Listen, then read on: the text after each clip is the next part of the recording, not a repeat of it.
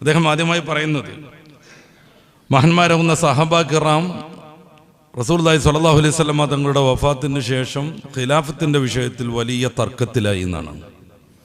ഇസ്ലാമിക ചരിത്രത്തിലെ ആധികാരികമായ ഒരൊറ്റ ഗ്രന്ഥത്തിലുമില്ലാത്ത അലി ഇബ്നു അബീ ത്വാലിബ് തങ്ങളുടെ ആളുകളാണ് ഞങ്ങളൊന്നും പറഞ്ഞിട്ട് രംഗത്ത് വന്ന് സഹാബാ കിറാമിനെ പച്ചക്ക് ബത്സിക്കുകയും കുഫറിലേക്ക് ചേർക്കുകയൊക്കെ ചെയ്ത ഷിയാക്കളുടെ, പ്രത്യേകിച്ച് അവരിലെ തീവ്രവാദികളാവുന്ന റാഫിളികളുടെ വാദം അവരുടെ കിതാബുകളിൽ നിന്ന് എടുത്തുദ്ധരിക്കുകയാണ് ഈ മനുഷ്യൻ ചെയ്യുന്നത്.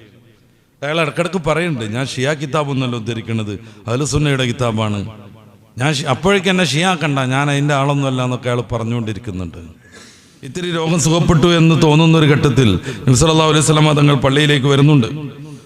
അബൂബക്കർ സിദ്ദീഖ് തങ്ങൾ ഇമാമ് നിന്ന് നിസ്കാരം നിർവഹിച്ചുകൊണ്ടിരിക്കുകയാണ്. നബി സല്ലല്ലാഹു അലൈഹി വസല്ലം തങ്ങളെ കണ്ടപ്പോൾ സിദ്ദീഖ് ഇബ്നുൽ അക്ബർ റളിയല്ലാഹു അൻഹു പിന്നേക്ക് മാറാനുള്ള ശ്രമം നടത്തി.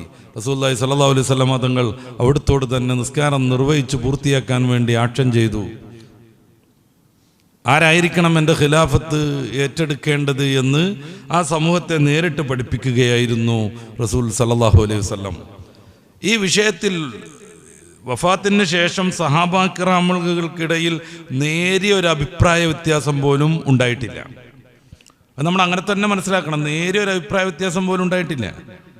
റസൂലുള്ളാഹി സ്വല്ലല്ലാഹു അലൈഹി വസല്ലം തങ്ങൾ കുറച്ചുകൂടെ വ്യക്തമായ രീതിയിൽ അബൂബക്കർ സിദ്ദീഖ് റളിയല്ലാഹു അൻഹുവിന്റെ ഖിലാഫത്തിനെ കുറിച്ച് സൂചിപ്പിക്കുന്നുണ്ട്.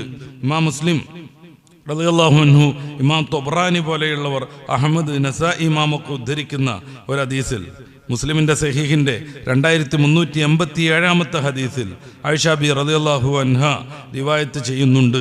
റസൂലുള്ളാഹി സ്വല്ലല്ലാഹു അലൈഹി വസല്ലം തങ്ങൾ അവിടുത്തെ മരണകാരണമായി തീർന്ന ആ രോഗത്തിൽ എന്നെ വിളിച്ചിട്ട് എന്നോട് പറഞ്ഞു, ഇദ്ഈലി അബൂബക്കർ അബാക്കി വഅഖാക്കി. അബൂബക്കർ സിദ്ദീഖ് തങ്ങളെ, അതായത് ആയിഷ ബിയോട് പറയാണ്, താങ്കളുടെ പിതാവ് അതുപോലെ താങ്കളുടെ സഹോദരൻ രണ്ടുപേരെയും എൻ്റെ അടുത്തേക്ക് വിളിക്കൂ. അത്താ അക്തുബ് കിതാബൻ, ഞാനൊരു രേഖ എഴുതിത്തരാം. ഫഇന്നി അഖാഫു യതമന്നാ മുതമന്നിൻ, ആരെങ്കിലുമൊക്കെ പിൽക്കാലത്ത് ഈ ഭരണത്തിൻ്റെ വിഷയത്തിൽ എന്തെങ്കിലുമൊക്കെ ഒരു താല്പര്യം പ്രകടിപ്പിക്കുന്ന അവസ്ഥ ഉണ്ടാകുമോ എന്ന് എനിക്കൊരു ചെറിയ ഭയമുണ്ട്. അതുകൊണ്ട് റസൂൽ സല്ലല്ലാഹു അലൈഹി വസല്ലം തങ്ങൾ തുടരുകയാണ്, വയഖൂലു ഖായിലുൻ, ആരെങ്കിലുമൊക്കെ പറഞ്ഞു വയ്ക്കും, അനൗല, എനിക്കും പറ്റുമല്ലോ ഭരണം എന്ന് ആരെങ്കിലുമൊക്കെ ചിലപ്പോൾ സംശയിച്ചേക്കും. അങ്ങനെ വരുമ്പോൾ വയഉബല്ലാഹു വൽ മുഅ്മിനൂന ഇല്ലാ അബൂബക്കർ, അബൂബക്കർ തങ്ങളെ അല്ലാതെ മുഅ്മിനീങ്ങളും അല്ലാഹുവും സമ്മതിക്കൂല. വയഉബല്ലാഹു, അല്ലാഹു വിലങ്ങുന്നു, വൽ മുഅ്മിനൂൻ, മുഅ്മിനീങ്ങളും വിലങ്ങുന്നു, ഇല്ലാ അബൂബക്കർ, അബൂബക്കറിനെ അല്ലാതെ റളിയല്ലാഹു അൻഹു. അപ്പോൾ അബൂബക്കർ സിദ്ദീഖ് റളിയല്ലാഹു അൻഹുവിനെ മാത്രമേ അല്ലാഹു സമ്മതിക്കുന്നുള്ളൂ. അതുകൊണ്ട് ആർക്കെങ്കിലുമൊക്കെ ഒരു സംശയം ഇല്ലാതിരിക്കാൻ ഞാൻ കൃത്യമായി അത് പറഞ്ഞു തരാമെന്ന് ഇമാം മുസ്ലിം അടക്കം ഞാൻ ഈ പറഞ്ഞ വിവിധങ്ങളായ ഹദീസ് ഗ്രന്ഥങ്ങളിൽ നമുക്ക് കാണുന്ന ഒരു ഹദീസിൽ നമുക്ക് കാണാൻ പറ്റും. എല്ലാ സഹാബികളും അബൂബക്കർ സിദ്ദീഖ് തങ്ങളുടെ ഖിലാഫത്തിനെ അല്ലെങ്കിൽ പ്രാധാന്യത്തെ എങ്ങനെയൊക്കെയാണ് അംഗീകരിച്ചത്? ഇസ്ലാമിക പണ്ഡിതന്മാർ അതിൻ്റെ ഒരു രീതി പറയുന്നുണ്ട്, അല്ലേ? സിദ്ദീഖുൽ ഫാറൂഖ് ഉസ്മാനുൻ അലി അർബഅത്തുൻ തർതീബു ഫളിഹിം ജലി. സിദ്ദീഖ്, അൽ ഫാറൂഖ്, ഉസ്മാൻ, അലി, സഹാബികളുടെ കൂട്ടത്തിൽ ഏറ്റവും ശ്രേഷ്ഠരുടെ ഓർഡർ ഇതാണ്, തർതീബു ഫളിഹിം ജലി. ഓരോരുത്തരിൽ ശ്രേഷ്ഠർ ആദ്യത്തേത് സിദ്ദീഖ് തങ്ങൾ, രണ്ടാമൻ ഉമർ റളിയല്ലാഹു അൻഹു, മൂന്നാമത്തേത് ഉസ്മാൻ ബിൻ അഫ്ഫാൻ, നാലാമത്തേത് അലി ബിൻ അബി ത്വാലിബ്. ഇതാണ് അവരുടെ ശ്രേഷ്ഠതയുടെ ഓർഡർ എന്ന് പണ്ഡിതന്മാർ എല്ലാവരും സമ്മതിക്കുന്നതാണ്. തർതീബു ഫളിഹിം ജലി, അവരുടെ ശ്രേഷ്ഠതയുടെ ഓർഡർ ഇപ്രകാരം എന്നത് വളരെ വ്യക്തമാണെന്ന് നമുക്ക് കിഫായത്തുൽ അവാം പോലെയുള്ള അഖീദയുടെ കിതാബുകളിൽ പോലും നമുക്ക് കാണാൻ പറ്റും.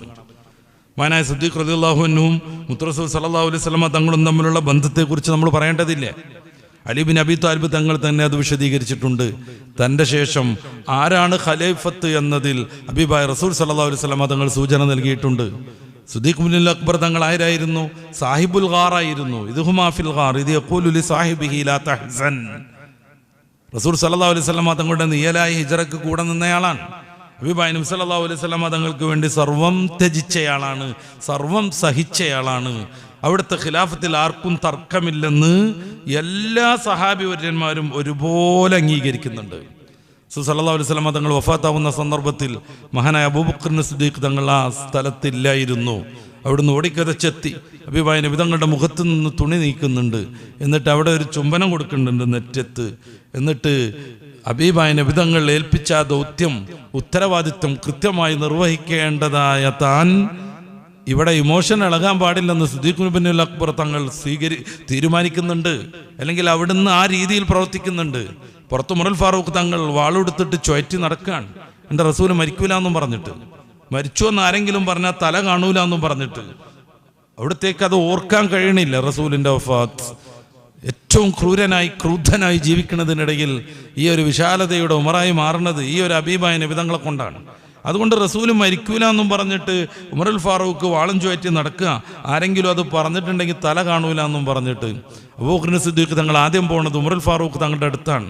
നെഞ്ചത്ത് തടവുന്നു, ചേർത്ത് നിർത്തുന്നു. എന്നിട്ട് സൂറത്ത് ആൽ ഇംറാന്റെ 144 വചനം ഓതി കൊടുക്കുന്നു. മാ മുഹമ്മദുൻ ഇല്ലാ റസൂലുൻ ഖദ് ഖലത് മിൻ ഖബ്ലിഹിർ റസൂൽ. റസൂൽ സല്ലല്ലാഹു അലൈഹി വസല്ലം തങ്ങൾ മറ്റു പ്രവാചകന്മാരെ പോലെ തന്നെയാണ്.